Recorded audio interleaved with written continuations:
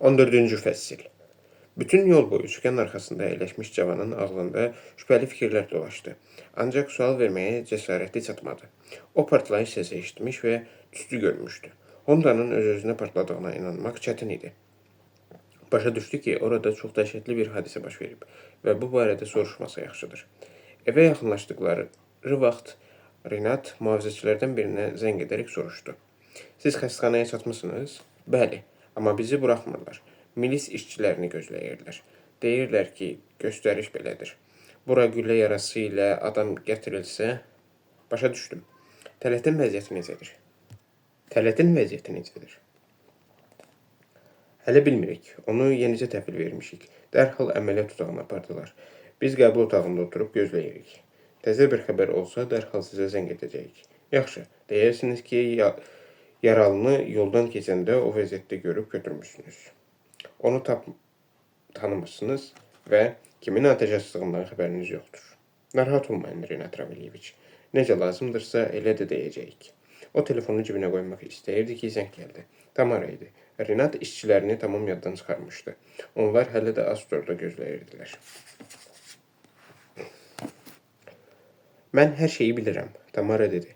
Sürücünüz zəng edib hamısını danışdı. Siz İnnanı xilas etmişsiniz. Bu əladır. Amma təəssüf ki, Tələti öldürüblər.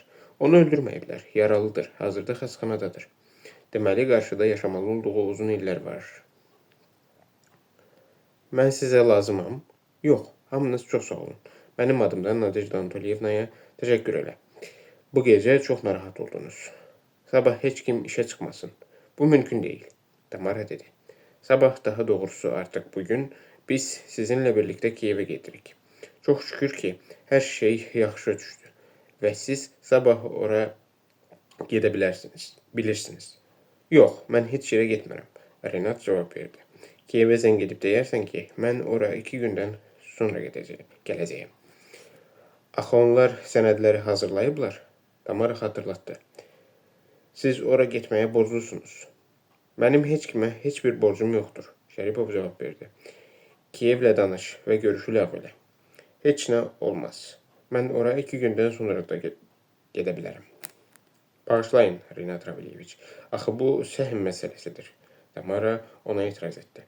Hər hansı bir şayət dərhal birjadakı qiymətlərə təsir göstərir. Siz məni başa düşməlisiniz. Əgər biz Kiyevə getməsək və siz bugün lazım olan sənədləri imzalamasanız, səhmlərin qiyməti xeyli aşağı düşə bilər. İnvestorlar belə güman edər ki, siz bu sövdələşmədən qəsdən boyun qaçırırsınız. Lap müflisləşsəm də heç yerə gedən deyiləm. Renat yorğun səslə bildirdi. Zəng edib deyərsən ki, mən yalnız 2 gündən sonra gələ biləcəyim. Onların bu barədə nə fikirləşəcəyi, nə deyəcəyi məni qətiyyən narahat etmir. Eləcə də dünyanın heç bir investoru, heç bir səhmdarı məni maraqlandırmır. Daha zəng eləmə. Mən dincələcəyim.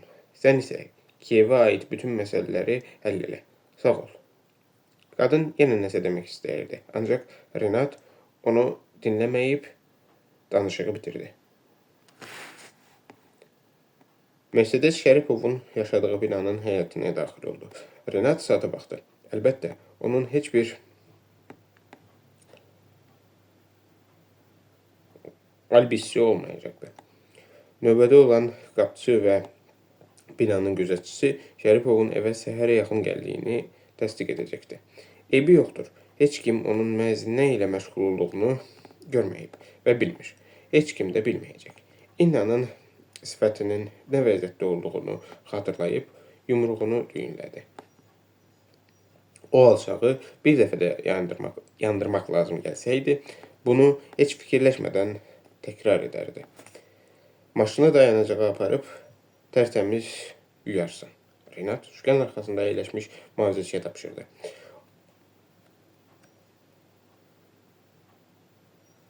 Onda bircə damcı da ləkə yaxud toz torpaq qalmasın. Bəlkə mən də sizinlə yuxarı qalxım, mühafizəçi təklif etdi.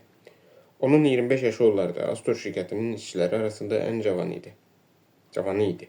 Yox, lazım deyil, Renat cavab verdi. Binanın hər yerində kameralar quraşdırılıb. Burada məni heç bir təhlükə gözləmir. O maşından düşərək qapını bərkdən çırpdı.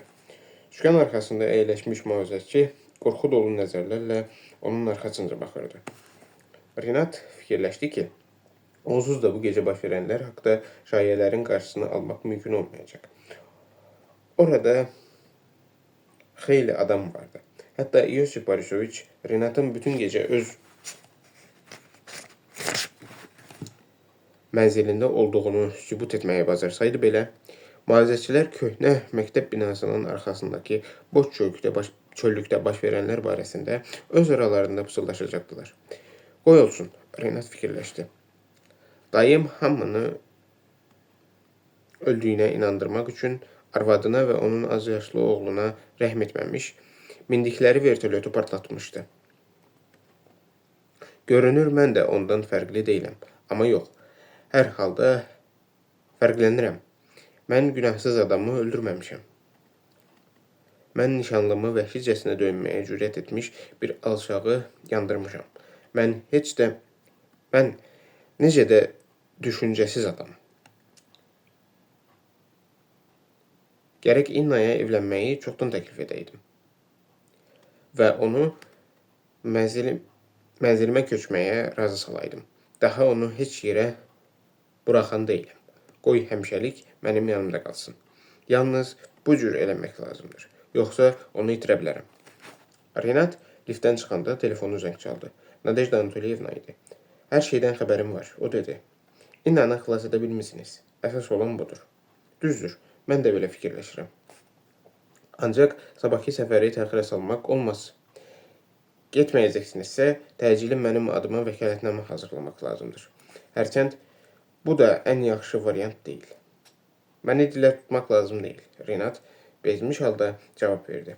İndicə azad etdiyim nişanlımı bütün gecə təhqir ediblər, işgəncə veriblər, döyüblər. Yəqin ki, sizə bu barədə heç nə deməyiblər. Məhz bu səbəbdən indi məni heç bir səhm, müqavilə, pul maraqlandırmır. Mən heç bu barədə danışmaq da istəmirəm. Hər şeyi sonra müzakirə edərik. Kiyevə isə zəng etmək və mənim bugün gəlməyəcəyimi onlara xəbər vermək lazımdır.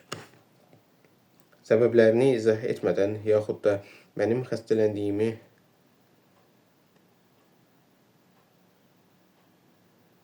deyərsiniz. Onlar başa düşməyəcəklər ki, nə üçün öz yerinizə başqa birini göndərməmisiniz. Bu onların problemidir. Sağ olun, Nadejda Anatolievna. Birazdan səhər açılacaq. Evə gedib dincəlin. Belə hesab edək ki, bugün hamınızın istirahət günüdür. O telefonu cibinə qoydu. Qapıya yaxınlaşıb zəngi çaldı və xeyli gözləməli oldu. Nəhayət, Dima qapını açdı. O necədir? Renat içəri girib soruşdu. Yatır, Sizov dedi. Bilirsənmi, mən onu evə gətirən kimi nə istədi? Tələb etdi ki, onu vanna otağına aparım. Qapının arxasında dayanmışdım. Qorxurdum ki, huşunu itirər. Ancaq afərin ona. Duş qəbul etdi. Əyninə xalat geyindi və çarpayıya qədər özü getdi. Mənim otağımdadır. Yox, o bir yataq otağında. Növbətçi aptekdən yod almışdım. Etiraz etsə də üzündəki bütün yaralara yod vurdum. Əlbəttə, bədənində yara olub-olmadığını görmədim. Çünki çox tanırdı. Sonra işığı söndürüb otaqdan çıxdım və qərar aldım ki, hələlik həkim çağırmayım. O yatır, qoy biraz da dincəlsin. Həkimi səhər çağırarıq. Mənə elə gəlir ki, onun sınığı yoxdur. Özü yeriyirdi. Hərçənd yeriyəndə çətinlik çəkirdi. Renat qonaq otağına keçib divanda əyləşdi. Özünü necə hiss edirsən, Dima onun yanında oturaraq soruşdu. Yaxşı deyiləm, Renat gözlərini yumub dedi. Heç yaxşı deyiləm. Mən orada nə baş verdiyini soruşa bilərəm. O qətli kimin sifariş verdiyini sənə dedi mi? Hə, Renat gözlərini açmadan cavab verdi və başını arxaya atdı. Kimdir? Renat susurdu. Belə hallarda nə demək lazım olduğunu bilmir, üstəlik bu suala cavab verməyə qətiyyən istəmirdi. Ona görə də sözü dəyişdi. Mən Tələti xəstəxanaya göndərdim. İndi əməliyyatdadır. Quldurların milis işçilərinə təhvil verdiniz? Yox, Renat cavab verdi. Sən getdikdən sonra Dilanovu məktəb binasından çölə çıxartdılar. Bütün baş verənlərdən sonra o yenə də məndən pul tələb edirdi. Qozbeli qəbir düzəldər. Sizov qəzəblə dedi. Onsuz da mən ona pul vermədim. Bəs sənin diplomatın haradadır? Dima soruşdu. Mercedesdə qaldı. Renat laqeydliklə bildirdi. Mən onu yaddan çıxartmışam. Buna görə də o sənə nə demə? Heç nə demədi. Buna Renat fikirləşdi ki, əvvəl-axır hər şeyi Dimaya danışmalı olacaq. O əvvəlki kimi başını arxaya ataraq gözlərini yummuşdu. Sanki heç kimi görmək istəmirdi. Dedi, o boğuq səslə bildirdi. Hər şey dedi. Elə belə, pulsuz. Sizov təəccübləndi. Elə belə yox. Ayağına güllə atdım. O da etiraf elədi. Nə? Dima qulaqlarına inanmadı. Renat gözlərini geniş açaraq heyrətdən yerində donub qalmış dostuna baxdı. Hə, astadan dedi. Ayağından vurdum. O da dərhal qətlimi sifariş edənin kim olduğunu söylədi. Heç vaxt ağlımıza gəlməzdi. Hərçənd elə belə də olmalıydı. O adam ölümümü arzulayan yeganə adamdır. Dəhşətli dərəcədə arzulayan. Kim? Dima soruşdu. Simyon, Lizanın xalası oğlu. Qətlin sifarişçisi odur. Ola bilməz. Dima heyrətlə dedi. Səni öldürmək onun nəyinə lazımdır? O hər şeyi düz hesablayıb. Məni başqa qadınla evlənməzdən qabaq öldürmək lazım idi. O halda yeganə varisim Katya olacaqdı. Simyon isə güman ki, Lizaya qəyyumluq edəcəkdi. Bax, belə sadə bir hesablamadır. Gör, hər şeyi necə dəqiqliklə fikirləşib. Dima təəssüfləndi. Bəs İnnanı oğurlatmaq onun nəyinə lazım idi? Qızla nə qəsdi qərəzliyi vardı? Onu bu cür incitmək, döymək nəyə gərək idi? Başa düşmürəm. Mən bunu da aydınlaşdırdım. Simyona İnna lazım deyildi. Ancaq o Dilanova və onun quldurlarına başa salıb ki, İnna mənim üçün çox qiymətlidir. Onlar da bundan istifadə etmək qərarına gəliblər. Simyondan 125 min almaq, məni öldürmək və buradan da 1 milyon dollar qazanmaq istəyiblər. Əlbəttə onlar İnnanı da sağ buraxmayacaqlar. Fikirləşəndə ki, onun başına nələr gətirə bilərdilər. Dəhşətə gəlirəm. Bəs onu nə üçün döyüblər? Dilanov məni inandırmağa çalışırdı ki, bu işdən xəbəri yoxdur. Adamı öz başına edib, qəza sahib olmaq istəyib. Biz onu nahaq buraxdıq. Dima yumruğunu sıxdı. Bəlkə də Dilanov düz deyir. Mən bir dəfə həbsxanadan reportaj hazırlayırdım. Qatillər və soyğuncular heç vaxt adam zorlamır. Elələrinə həbsxanada da hörmətlə yanaşmırlar. Onları özdən iraq hesab edirlər. Sən o qulduru nahaq buraxmısan. Mən onunla danışardım. Mən onu buraxmamışam. Renat laqeydliklə cavab verdi. Mən onu İnnanı gətirdiyi maşınla birlikdə yandırmışam. Dima diqqətlə Şərifova baxdı. O nəysə soruşmaq, dəqiqləşdirmək istəyirdi. Ancaq elə bil boğazında nəysə çıqqıldadı. Sanki orada hansısa cərəyan dəyişdirici açar işə düşdü və onu susturdu. Bir qədər sonra qorxa-qorxa dostuna baxdı və pıçıltı ilə soruşdu. Sən onun maşınını yandırmısan? Onunla birlikdə. Renat başını tərpətdi. Renat özünə bənzəmirdi. Sanki üzündə yad, donuq ifadəsiz bir maska vardı. Ancaq bu necə? Səni görən oldu mu? Yox, heç kim görmədi. Mən onların hamısını ayrı-ayrı yerlərə göndərmişdim. O alçağı isə sağ buraxa bilməzdim. Sən ki, İnnanın necə bir vəziyyətdə olduğunu gördün. Onun qızı necə təhqir etdiyini xatırlayanda içimdə hər şey alt-üst oldu. Mən qərar aldım ki, o adam yaşamalı deyil. Düz eləmsən. Sizov fikirli halda əllərini yana açdı. Olmalı olduğu yerdədir. Cəhənnəmdə. Ancaq nahaq yerə bu işi sən özün...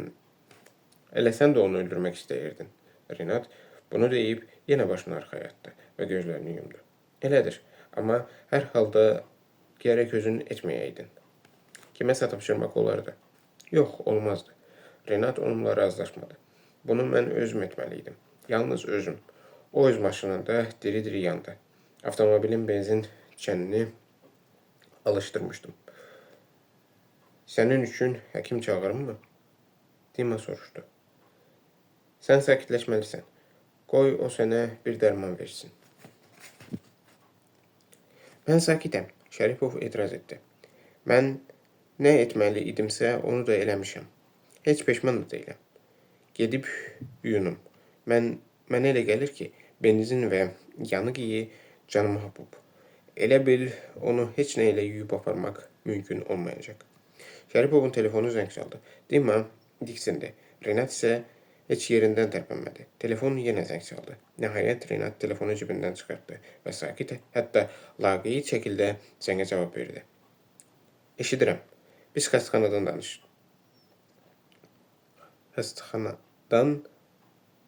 danışırıq. Mühafizə işçisi məlumat verdi. Güllə Tələtin çiynindən dəyib. O ateş açılanda çevrilməyə macal tapıb. Artıq gülləni çıxarıblar. Həkimlər deyir ki, o çox qan itirməsinə baxmayaraq yaşayacaq. Lap yaxşı. Renat həqiqətən Tələtə görə sevindi. Son bir neçə saatın içində ilk dəfə idi ki, xoş xəbər eşidirdi. Milislə birlik məsələ nə yerdədir? Hər şeyi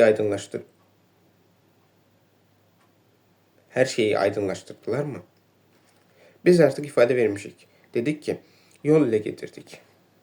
Tələt maşından çıxdı və yaşayış binaları tərəfdən kimsə ona atış açdı. Həkimlər artıq bildirmişdi ki, ona tapançadan, amma uzaq məsafədən atış açıblar. Milis əməkdaşları bizim pasportlarımıza aid məlumatları yazıb götürdülər. Aydındır, Tələti ən yaxşı palataya köçürmək lazımdır. Lazım olan adamlara pul verin. Hər ehtimala qarşı qapıda keşikçi dayansın. Hamısını dediyiniz kimi edərik. Renat telefonu qarşısındakı kiçik masanın üstünə qoydu. Hər şey qaydasındadır, deyə Dimaya bildirdi. Tələt yaşayacaq. Sonra yerindən qalxaraq vanna otağına getdi. Dima isə eşitdiyi xəbərlərdən heyrətlənmiş və sarsılmış vəziyyətdə qonaq otağında qaldı. Renat duş altında ikən qapının cırıltısı eşidildi. O başını qaldırıb baxdı. Bu Dima idi. Mənə düzünü de. O fikirli halda xahiş etdi. Yəqin ki, sən o quldur barəsində yalan danışırdın. Sən belə edə bilməzsən. Eləmişəm. Renat inadla cavab verdi. Əgər İnnanı yenə kimsə incitsə, mən bunu yenə də edərəm. Mən bunu eləmişəm, Dima. Heç nəyə də təəssüflənmirəm. Dima köks ötürüb vanna otağından çıxdı. Renat yuyunub qonaq otağına enəndə səhər saat 7-yə az qalırdı. O son xəbərləri dinləmək üçün televizoru yandırdı. Mətbəxə keçərək elektrik çaydanını cərəyana qoşdu. Dima tutqun halda qonaq otağındakı divanda oturmuşdu. Renat onun yanına qayıtdı. Lida gəlməyəcək. İstirahət günüdür. Yaxşı oldu. Mən bugün heç kimi görmək istəmirəm. Məgər sən bugünkü evə getməli deyilsən? Dima soruşdu. Tamara deyirdi ki, hamınız birlikdə gedirsiniz. Yox, getməli deyilik. Şərifov cavab verdi. Tamara elə hesab edir.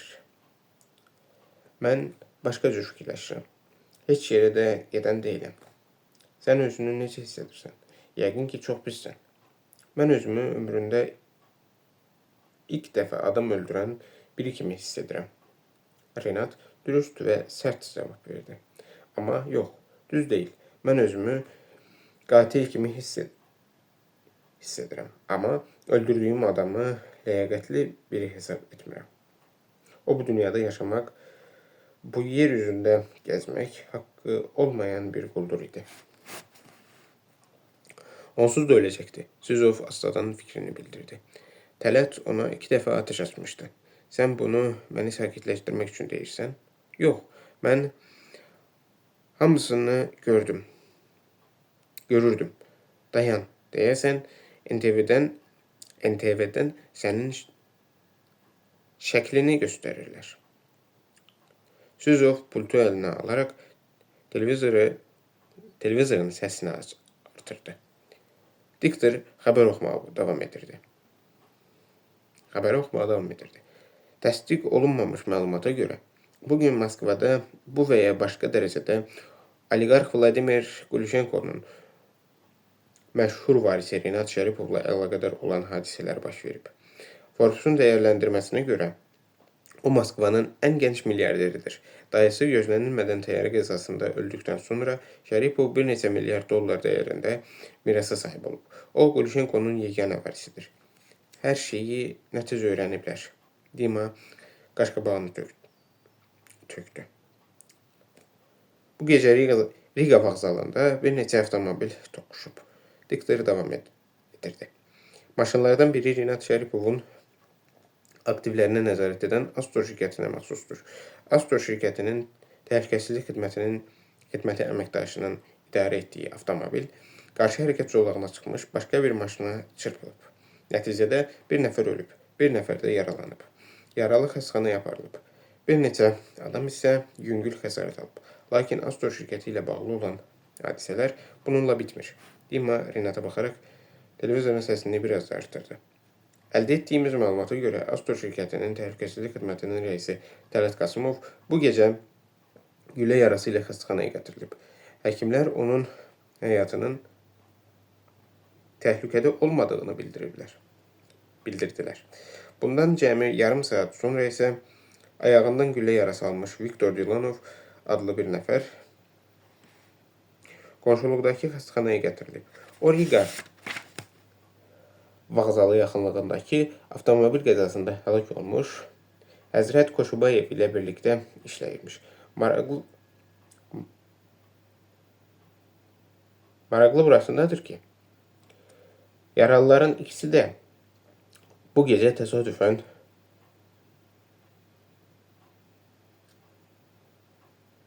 çoxtuma güllədən yaralandıqlarını bildiriblər.